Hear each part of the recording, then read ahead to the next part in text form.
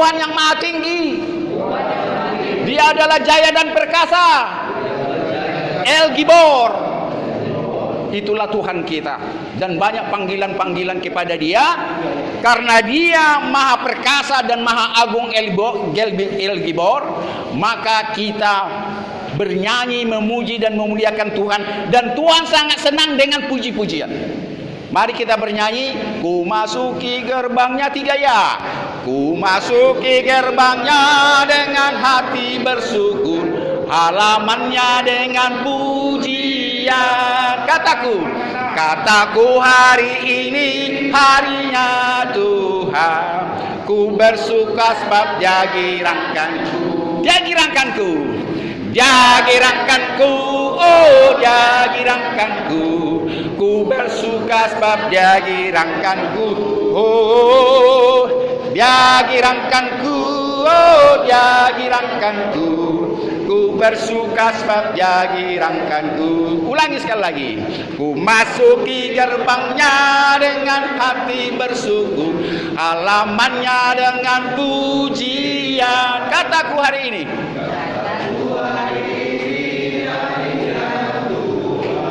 Ku bersuka sebab Dia girangkanku. Dia girangkanku. Oh Dia girangkanku. Ku bersuka sebab Dia girangkanku. Oh Dia girangkanku. Oh Dia girangkanku. Ku bersuka sebab Dia girangkanku. Saudaraku, ini ibadah di tahanan Polrestabes Medan yang kita mulai hari ini Rabu 9 November. Dari sejak Maret 2020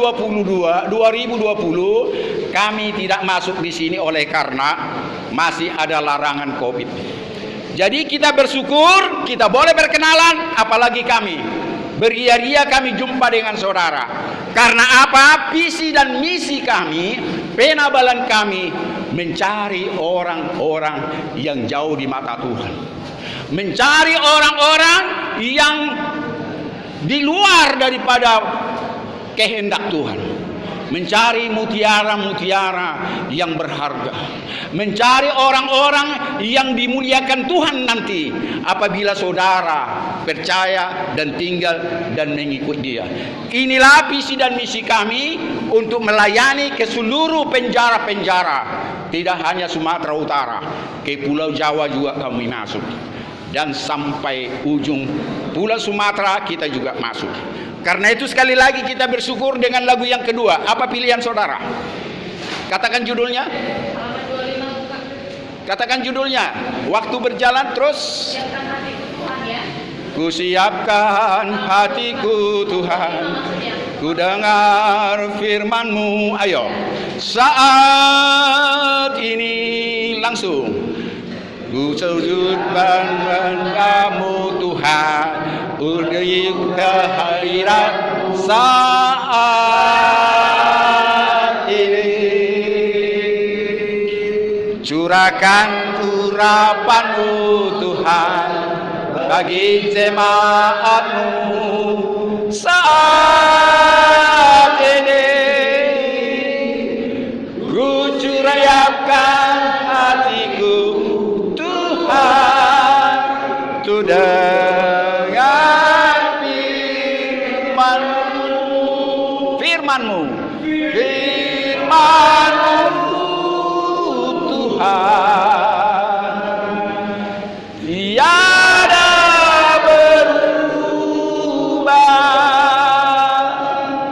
dahulu sekarang selama-lamanya, tiada berubah.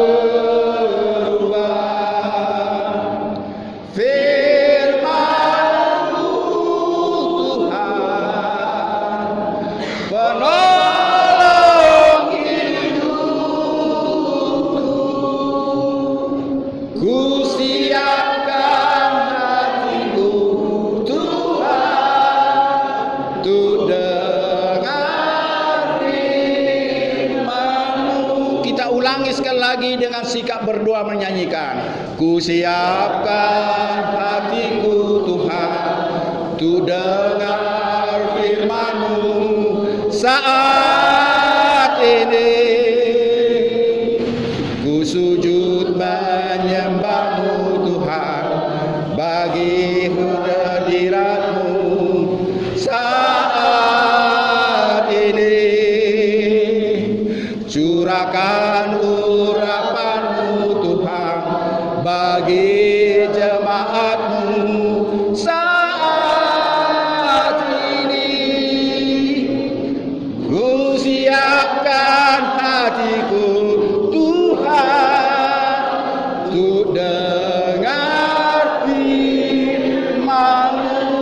Firman-Mu Tuhan, firman-Mu Tuhan, tiada berubah. Dahulu, sekarang, selama-lamanya, tiada berubah. Firman-Mu Tuhan, firman-Mu Tuhan, penolong hidupku,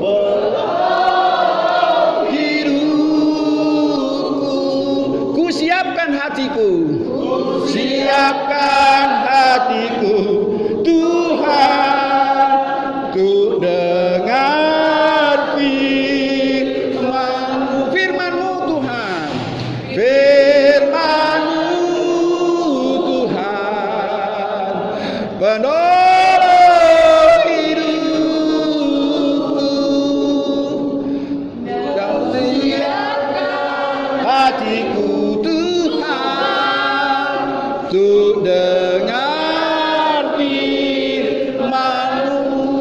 Saudaraku, tatkala Yesus berkhotbah di bukit, nanti saudara buka dalam Matius 5. Apa dikatakan dalam Matius 5 ayat yang ke-8? Berbahagialah orang yang suci, yang kudus hatinya, karena merekalah yang melihat wajah Elohim. Merekalah yang melihat kuasa-kuasa Tuhan bekerja dalam hidupnya. Kalau saudara tanpa kekudusan, tanpa kesucian, niscaya saudara melihat karya Tuhan saat ini kepadamu. Niscaya saudara bisa merasakan ibadah ini adalah ibadah yang diberkati. Ibadah saat ini adalah ibadah yang saudara kenal siapa dirimu dan siapa Tuhanmu dan juru selamatmu. Amin. Boleh tepuk tangan sama dia. Tuhan kita adalah El Samah.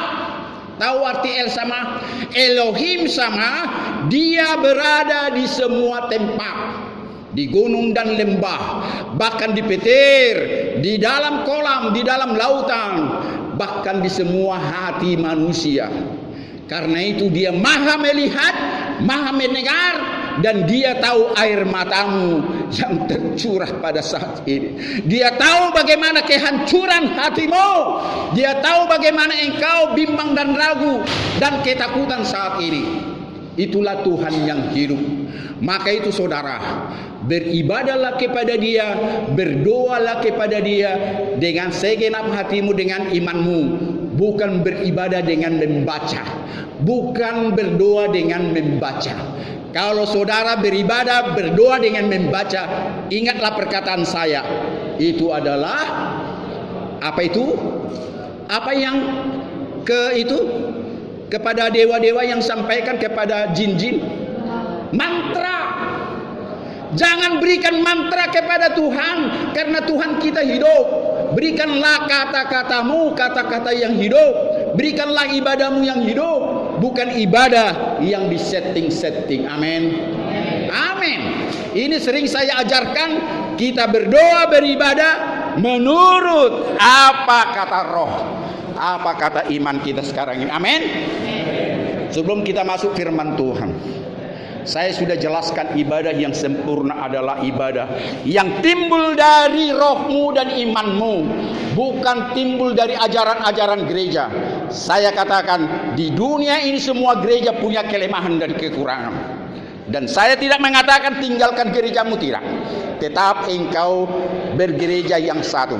Tetapi gerejamu yang sesungguhnya, gereja yang paling sejati, saudara mungkin tidak tahu di mana. Saudara tahu di mana gereja yang paling benar? Di mana? Di mana? Di hatimu. Tuhan memberkati. Inilah gerejamu yang sesungguhnya, yang ada di dalam hati kalian. Karena apa? Dia bernaung di situ. Dia ada di hati kita. Kenapa saudara tidak berbicara kepada dia? Kenapa harus melalui gereja? Kenapa harus melalui pendeta? Berbicara kepada dia. Adakah saudara berbicara hari ini? Saudara setting bicaramu kemarin? Siapa yang setting bicaranya satu sama lain, satu sel? Tolong angkat tangan. Tidak ada kan? Mengerti maksud saya? Saudara satu sama lain bisa bicara tanpa disetting. Amin. Jadi kenapa sama Tuhanmu engkau setting? Kenapa saudara tulis dulu? Jadi berbicaralah secara bebas kepada dia. Katakan apa maumu. Katakan puji-pujianmu. Katakan penyembahanmu. Tuhan, inilah aku di tahanan Polrestabes. Dengarkan doaku. Kasih tahulah keluh kesahmu. Terutama minta pengampunan kepada dia. Setelah saudara mengampuni orang yang bersalah kepadamu, setelah saudara jujur kepada Tuhan, mengaku segala dosa-dosamu, tanpa saudara mengampuni orang yang bersalah kepadamu, niscaya dosamu terampuni. Baca nanti di dalam Matius 6 ayat 14. Ya, nanti ingat saja itu penting ayat kepadamu, bahwa engkau harus mengampuni orang yang bersalah kepadamu. Dan yang kedua, engkau harus jujur mengaku kepada Tuhan apa dosa, laknat apa yang Tuhan tidak sukai kepadamu, katakan kepada dia. Tanpa saudara mengampuni orang bersalah kepadamu, tanpa saudara jujur kepada Tuhan akan segala dosa dan pelanggaranmu, satu dosa pun tidak akan terampuni. Amin. Kita berdoa. Terserah saudara sikapmu berdoa bagaimana. Tuhan tidak melihat tubuhmu berdoa. Tuhan melihat hatimu yang remuk redam. Karena dia mencari orang yang remuk redam, orang yang putus asa, orang yang bimbang dan ragu dan yang ketakutan, dan orang yang bersalah. Inilah yang Tuhan cari. Dia melawatmu sekarang ini. Percayalah, tidak satu pun saudara tidak dilawat sekarang ini. Sebelum saya berdoa, saudara juga mendoakan kepada orang-orang seluruh sel di sini yang sama dengan saudara. Saudara mendoakan juga orang-orang yang dalam tahanan di seluruh Indonesia khususnya, tanpa terkecuali. Saudara juga nanti berdoa kepada seluruh kepala-kepala takti, direktur takti, dan seluruh kepala-kepala kepolisian di seluruh Indonesia, dan kepada keluargamu. Doakan mereka juga pada saat kita berdoa. Mari kita satu di dalam doa. Bapa Elohim, Tuhan kami El Sebaot, pencipta langit dan bumi, kami sudah bacakan firman-Mu. Tanpa kesucian, tanpa kekudusan, kami tidak bisa Tuhan hampiri. Jiwa dan batin kami, roh kami Tuhan, tidak akan mampu bersatu dengan roh-Mu yang kudus. El Kados, Elohim Kados Kudus. Tuhan, saat ini mohon kekudusan kepada kami semuanya. Mohon kekudusan kepada orang-orang yang kami doakan, agar ibadah kami ini terberkati kepada mereka, sekalipun mereka tidak sama-sama kami beribadah saat ini. Tuhan, kami percaya Dia adalah pencipta langit dan bumi, Yesus namanya, dan Dia juga adalah juru selamat kami, yang sama seperti kami manusia dulu, namun Dia sudah mengalahkan maut. Tuhan, kerinduan kami mau seperti Yesus, kami mau seperti Dia. Tolong Tuhan, tanpa ada kerinduan kami sama seperti Yesus, kami tidak akan pernah menikmati sama surga yang Engkau siapkan kepada kami. Biarlah kerinduan kami yang sulit kami capai Tuhan secara manusia. Tidak seorang pun manusia bisa mencapai sama seperti Yesus. Tapi kalau Roh Kudus memimpin manusia itu, memimpin kami, bukan mustahil Tuhan. Kami juga bisa sama seperti Yesus. bahkan pekerjaan-pekerjaannya, bahkan apa yang dilakukan pada saat dia sebagai manusia seperti kami bisa melewati, kami bisa lebih daripada apa yang pernah diperbuatnya. Ini sudah perkataan dia kepada seluruh dunia. Terima kasih Tuhan. Biarlah lewat ibadah ini Tuhan, kami boleh mau seperti Yesus. Inilah harapan kami. Ibadah ini kiranya Tuhan berkati. Biarlah berlangsung dalam nama Bapa El Sebaot, pencipta langit dan bumi, dan kepada Yesus juru selamat kami, dan kepada Roh Kudus yang sudah memimpin kami dari hari-hari lahir kami sampai hari saat ini. Amin. Silakan duduk. Saya yang cepat saja, saya mau kenal, sebutkan namanya, sebutkan gereja yang cepat saja, dan apa sangkaannya. Nama saya Evita Natalia Burta Barat. Sangkaannya apa? Sangkaan tuduhan. Narkoba. Ya, terus yang cepat. Nama Sari Tapea. Ya. Ya, terus gerejanya tadi gereja apa? GPI Pak. GBI. GKPI. Ya, terus lanjut. Saya Renata Sik.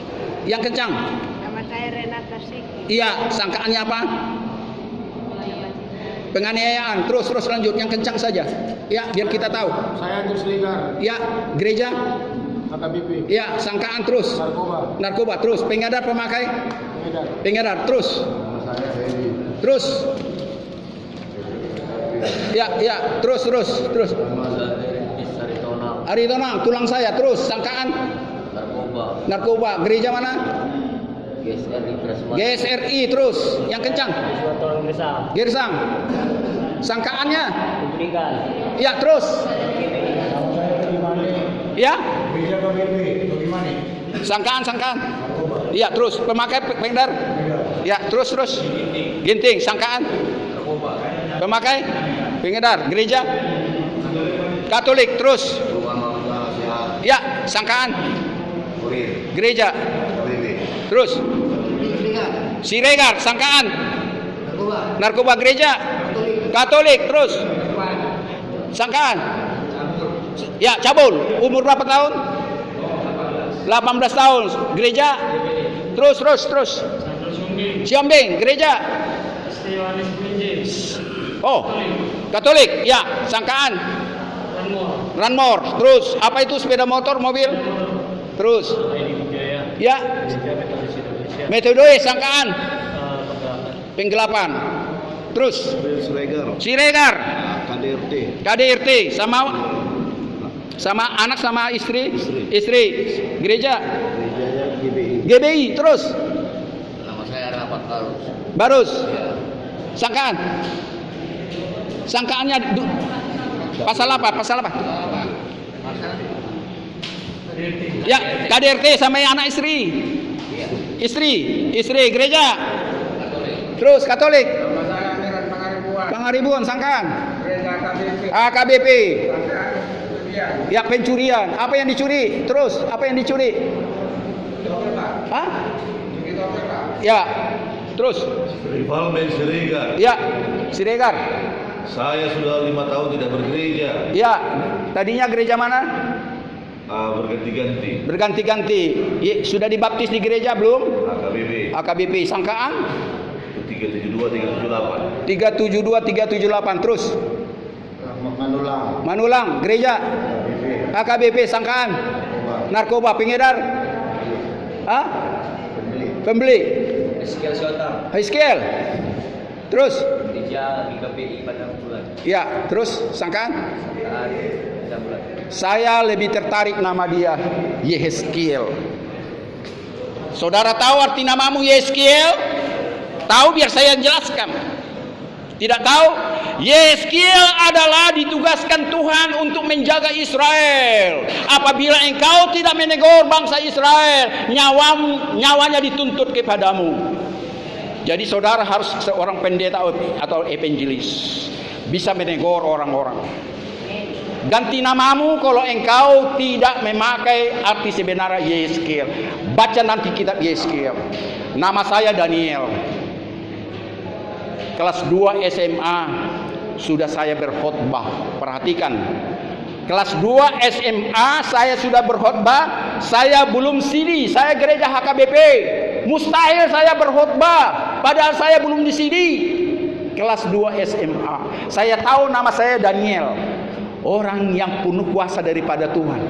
Orang seorang pendoa, orang yang tidak takut dibakar, orang yang tidak takut masuk gua singa. Itulah Daniel. Saya pakai nama saya seperti kalau boleh mendekati dia, Nadi. Ya, ingat. Terus yang lain-lain juga saya tertarik. Oke, sekarang saya mau katakan kepadamu. Tatkala saudara sekarang ini sudah masuk dalam tahanan. Sudah berapa kali orang masuk dalam penjara? Tolong angkat tangan. Berapa kali orang masuk dalam penjara? Udah 2 kali. Kasus yang sama? Kasus yang sama?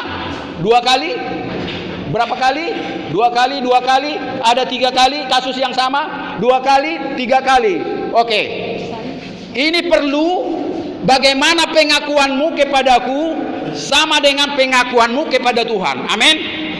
Nah, kalau saudara tidak mengaku kepada manusia akan dosa dan pelanggaranmu, bukan hanya kepada Tuhan, percayalah, dosamu tidak terampuni.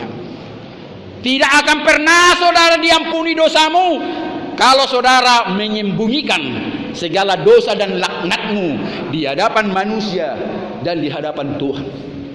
Ini harus saudara camkan. Saya sebelum ditabalkan menjadi evangelis misionaris pendeta, 2 kali saya ditabalkan di kota Jakarta. Saya mengaku semua dosa dan pelanggaran saya, bukan hanya sama orang-orang, di hadapan keluarga dan orang tua saya. Laknat dan semua kebobrokan saya. SMP saya sudah melacur. Saya akui semua itu saudaraku. Saya melacur di Kampung Kling. Tahu Kampung Kling? Itulah. Saya akui semua itu. Dan saya mengakui juga berzina sama binatang. Mungkin saudara belum pernah berzina sama binatang. Begitu saya tahu siapa saya, begitu saya tahu siapa Tuhan saya. Saya harus mengakui semuanya itu. Baru saya dilayakkan untuk berbicara kepadamu, berbicara kepada semua pulau-pulau, kepada siapa orang yang jauh di mata Tuhan. Tanpa saudara mengaku itu, saudara tidak akan layak berbicara tentang Tuhan. Ada banyak pendeta, ada banyak orang-orang hamba Tuhan tidak pernah mengakui dosa dan laknatnya. Jangan kalah saudara dengan pendeta. Jangan kalah saudara dengan pendetamu. Saya tidak menghakimi pendetamu. Pernahkah pendetamu mengakui dosa dan kesalahannya pada saat dia sebelum pendeta? Belum. Tanyakan itu. Dan saya akan katakan, dosa apapun tidak akan pernah terampuni kalau saudara tidak dibakar seperti perak, seperti emas. Itu bukan perkataan saya, bukan kesaksian Rasul Paulus nanti. Semua diakui, semua bejatnya, semua kesalahannya. Dia katakan apa? Yang dahulu kuanggap untung, tetapi kuanggap rugi. Yang dahulu aku dimuliakan orang Yahudi, membakar gereja-gereja, mengusir orang-orang Kristen, sekarang kuanggap itu adalah kebodohan. Dia meninggalkan semuanya itu, termasuk adik saya Joni Pardiri. Dia sudah bosan dengan perawan-perawan anak-anak ABG. Bosan perawan, dia pakai juga bencong. Bosan bencong, dia pakai juga laki-laki gay. Itu keluar dari lidahnya. Jadilah adik saya ini Joni Pardede yang sudah semua pulau, bahkan benua dia jalani. Inilah saya mau ajarkan kepadamu. Kalau saudara bukan kudus sama Tuhan, kalau saudara bukan suci di hadapan Tuhan, niscaya ibadahmu berguna bagimu. Tidak ada gunanya ibadahmu dan berdoamu kalau engkau masih dalam kekotoran. Termasuk saudara terus berdoa 24 jam. Itu ditinggalkannya itu.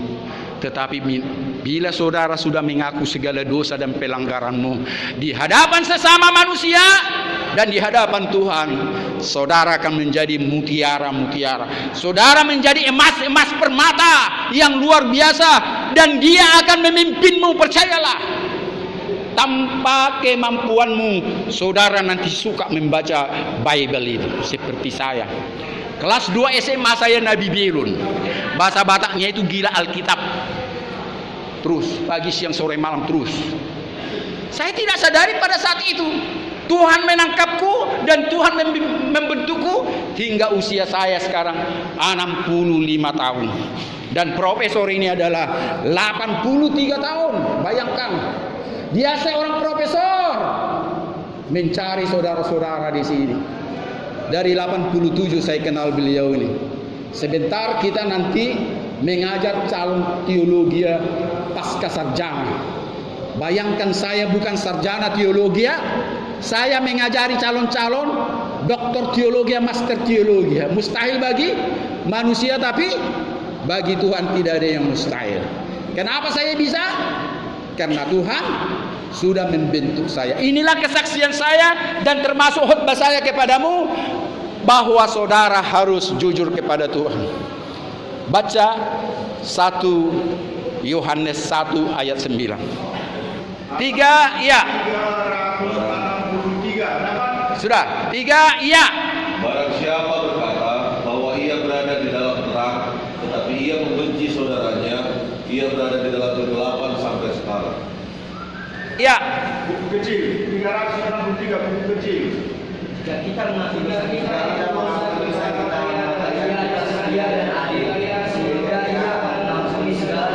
Ulangi sekali lagi, 3 iya. Jika kita mengaku dosa kita, ia adalah setia dan adil, sehingga ia mengampuni dan menyucikan kita dari segala.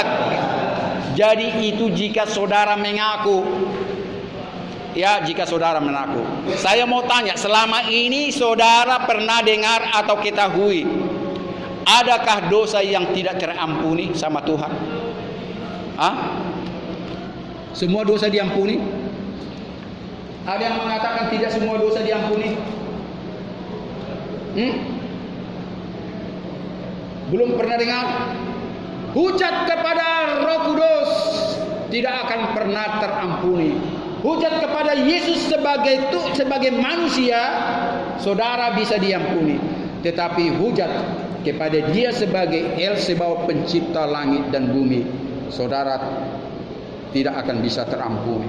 Yang kedua, dosa apapun saudara tanpa saudara, seperti baca tadi pertama Yohanes 1 ayat 9, jika saudara mengaku dosa maka ia setia dan adil mengampuni segala dosa dan pelanggaran. Balikkan perkataan itu. Jika saudara tidak mengaku, maka saudara tidak akan pernah diampuni. Amin. Amin.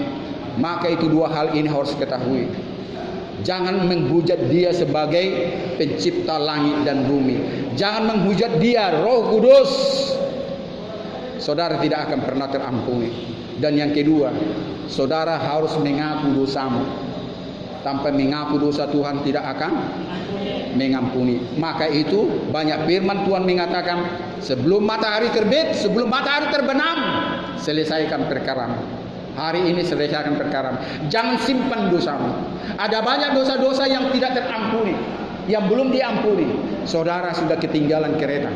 Maka itu ada jalan satu-satunya. Saudara harus katakan kepada Tuhan, Tuhan tolonglah dosa-dosaku yang belum pernah kuampuni kepadamu. Ingatkan kepadaku agar aku jujur kepadamu dan aku minta pengampunan kepadamu. Maka dosamu terampuni.